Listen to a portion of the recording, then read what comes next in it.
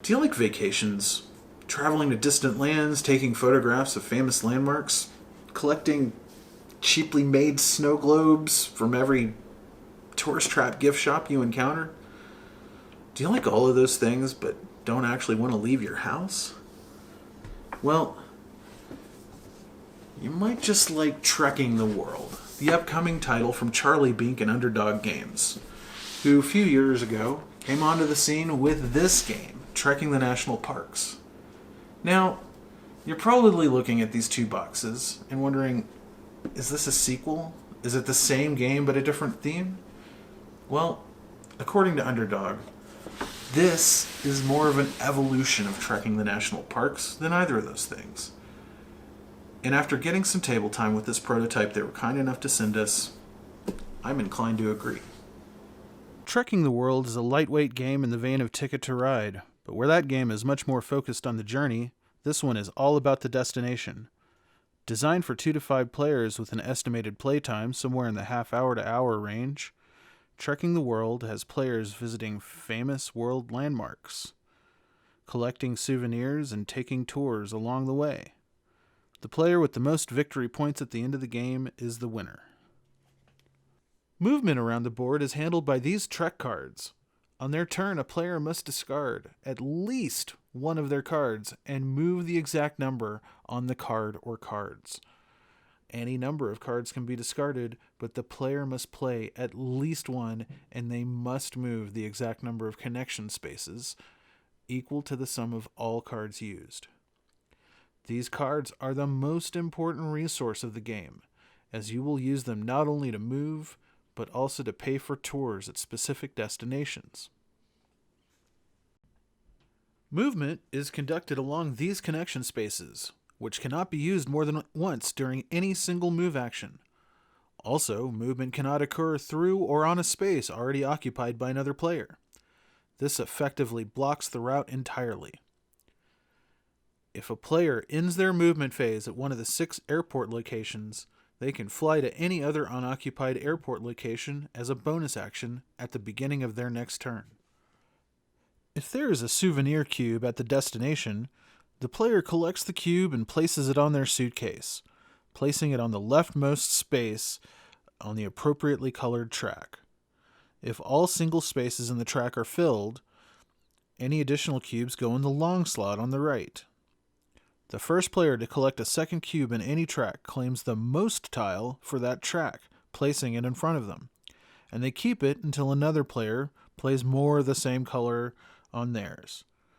Most tiles don't afford anything other than bragging rights until the end of the game, at which time the victory point value on the tile is added to the player's total. Finally, once the last souvenir cube is collected on one of the map's 6 regions, the player claims that region's randomly selected region bonus token, which is kept in front of the player with any other victory point tokens they have collected. Once a 5th region bonus token has been claimed, the player who claimed it finishes their turn and the game ends. This is one of 2 triggers that ends the game. Once the movement phase is complete, the player then has a choice between 3 actions. Draw 2 cards, either directly from the deck or from the stockpile of 4 face-up cards in any combination. Take a tour of one of the 4 face-up destination cards. Or journey, performing one of the 2 actions indicated on the journey cards here. Drawing cards seems fairly self-explanatory, so let's talk about touring destinations. Tours can only occur at a location that corresponds to one of the 4 active destination cards. To take a tour, a player must move to the location and pay the combination of cards represented by the icons on the destination card. Each destination card also has a victory point value, and the 2 rightmost cards are must-see destinations, which, when toured, award the player with even more victory points on top of the value of the card, at least until tokens run out. Tour destinations are then placed in front of the player, all remaining active destination cards are slid to the right to fill the gap, and a new destination card is turned face up and placed to the left. Once a player collects a 5th destination card, the game ends and players tally up their victory points. Again, the game ends when either 5 out of 6 region tokens are claimed or a single player collects a 5th destination card. The third player action choice is Journey, and this is represented by the two cards up in the top right corner of the board, Journey A and Journey B. To activate a Journey card, the player must pay 2 Trek cards with matching icons. Actions are performed from top to bottom, though they may be skipped, and often provide the player with more flexible options for movement and touring destination. Once one of the 2 game-ending criteria is triggered, players determine their final scores. This is when the player suitcase comes into play, with each of the first 4 columns representing sets, and each subsequent set representing a victory point bonus. Add those points to points awarded from most tiles, destination cards, region tokens, and victory point tokens. The player with the highest total wins. So there's a few things about this game I really like, as well as a few things that bother me. Mind you, this is an unfinished game.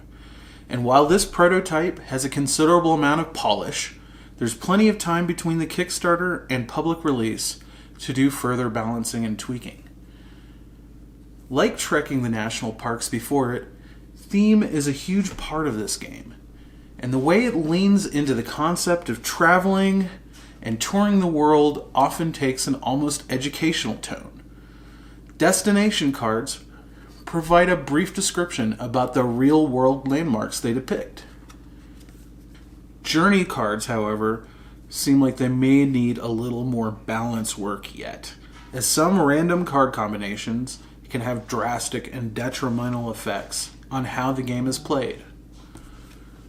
The Ships in the Night card, for example, resulted in a constant loop of us swapping places over and over in the vicinity of the last cube in a region. Whoever claimed this cube triggered the end of the game. Now, if it didn't award 3 cards to the player every time they used it, that probably wouldn't have happened. But again, that's just one example. Ultimately, I would consider this to be a solid gateway game. It's easy to teach, quick to play, and it has enough light strategy to engage novice and more experienced gamers alike. While my personal taste tends to trend more in the direction of more strategy and complexity, I do really like games that provide a more concise experience. And Trekking the World has a charm that makes it a solid entry on anyone's gaming shelf. Trekking the World hits Kickstarter on March 17th.